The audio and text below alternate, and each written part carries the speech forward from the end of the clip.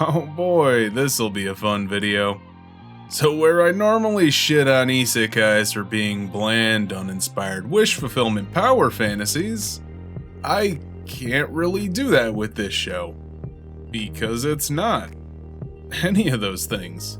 In fact, this is one of the most competently executed isekai shows I've ever seen. Mostly because it's a pretty sensible story that's achievable by the main character with her own personal experience. And this series is more concerned with characters living their lives than an adventure. Basically, rather than a comedy or action series, we've got a slice of life isekai on our hands. So, Honzuki no Gekokujo Shisho ni Narutame ni wa Shudan o Erande Iraremasen. Or, Ascendance of a Bookworm. Let's find out if it's good or something. For science, I guess. So, right off the bat, let's talk about why I like this show over other isekai series I've seen. I've already hinted a bit at it in the intro, but the low-stakes setting, a personal journey for the main lead, and a fleshed-out world creates an intriguing anime to follow. Even if it's an isekai. Pretty basic, I realize, but it's still worth mentioning. This series tries to have a relatable story of a fish out of water, trying to blend in and apply what she knows to make her life and those around her's lives easier. It's also a unique twist to make her a child so she's not taken seriously by those around her. Having a frail body adds to that too, so she's spoiled by her family and can't do everything she wants.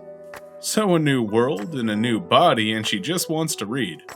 Too bad this world is basically illiterate and the books are a premium item for nobles. Hey, obstacles to her goals.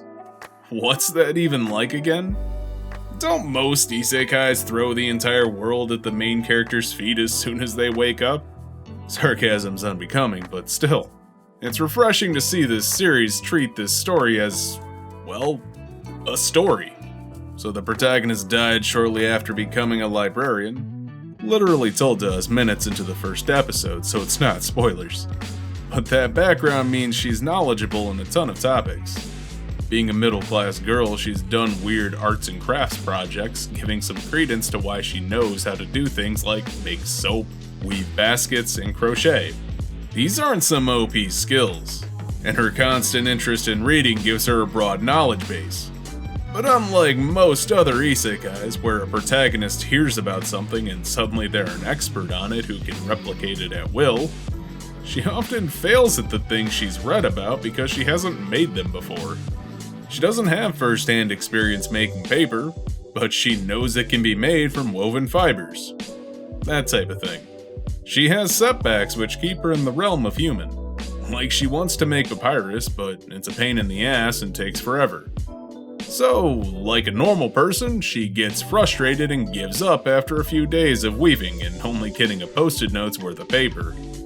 Or ending up at her father's work to find out that there is a writing system, but she can only write on a chalkboard with a piece of rock. So no permanent writing for her, which sucks because that's pretty much all she cares about. With her inner monologue about how important reading is to her and how driven she is, you do feel for her. But to segue into criticism for that, the sheer love she has for reading is pushing into absurd territory. It seems to be the only thing she cares about, even putting her womanly pride aside for the sake of being able to read. At least until she can't take it anymore and she uses some of her homemaker knowledge to whip up modern amenities like pancakes or something. And that comes off as a bit inconsistent, compounded with her book obsession. So if you're not into a little girl spurging out over reading, then it can get grating. Alright, so I've praised this show for its unique approach to the genre, for less focus on looming threats and more life goals for the protagonist. So let's talk animation, which is something that leaves much to be desired. The meat and potatoes of this series is pretty flat in terms of color palette, with bland grays, browns, and blues. It's pretty muddy looking, to be honest, and character models aren't amazing either. The main girl looks like a shrunken adult rather than a child. The way it's animated isn't super complex either, so don't expect much in the way of fancy camera movements or dynamic angles. But emotion is given some effort. So, It's a mixed bag overall. Most of it's on that lower end of acceptable, if you catch my drift.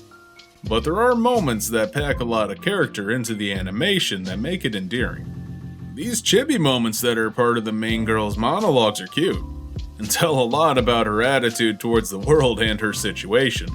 Some of these are even nicely animated. The opening and ending animation is pretty nice, and I wish they'd use that style more. It's appealing.